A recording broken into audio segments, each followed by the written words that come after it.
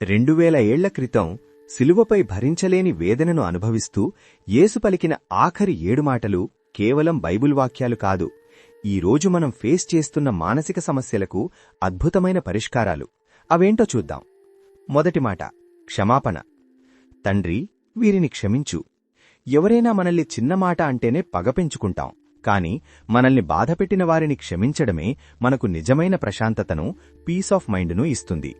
రెండవ మాట నిరీక్షణ. నేడు నాతో పరదేశులో ఉంటావు.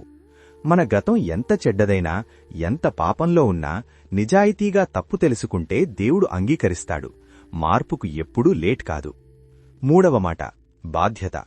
అమ్మా, ఇదిగో నీ కుమారుడు. ప్రాణాలు పోయే నొప్పిలో కూడా యేసుకు తన తల్లి బాధ్యతే గుర్తుకొచ్చింది. మన కష్టాల్లో కూడా మన కుటుంబాన్ని ప్రేమించడమే నిజమైన బాధ్యత. నాలుగవ మాట మానసిక వేదన. నా దేవా, నన్నెందుకు చేయి విడిచితివి? మీరెప్పుడైనా డిప్రెషన్లో ఎవరూ లేరు అని ఒంటరిగా ఫీలయ్యారా? ఆ మానసిక వేదన ఎలా ఉంటుందో యేసుకు తెలుసు. మీ బాధను ఆయన పూర్తిగా అర్థం చేసుకోగలడు. ఐదవ మాట అవసరం. డప్పిగొనుచున్నాను, నేను స్ట్రాంగ్, నాకెవరి హెల్పు అవసరం లేదు అనుకోవద్దు.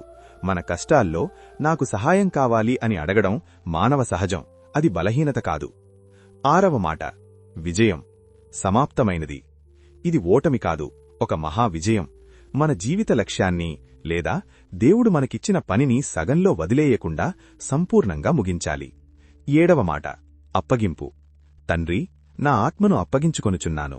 రేపటి గురించిన భయాలను, కెరీర్, ఫ్యామిలీ ఆందోళనలను పూర్తిగా దేవుని చేతికి అప్పగించండి. అప్పుడే మనసుకు నిజమైన నెమ్మది. బాధలో ఉన్నప్పుడు ఇతరులను ప్రేమించడం, కష్టాల్లో ఉన్నప్పుడు దేవునిపై ఆనుకోవడం క్రీస్తు ఈ 7 మాటల ద్వారా మనకు నేర్పించాడు. ఆ మాటలను కేవలం వినడమే కాదు, ఈరోజు నుంచే మన జీవితంలో ఆచరిద్దాం.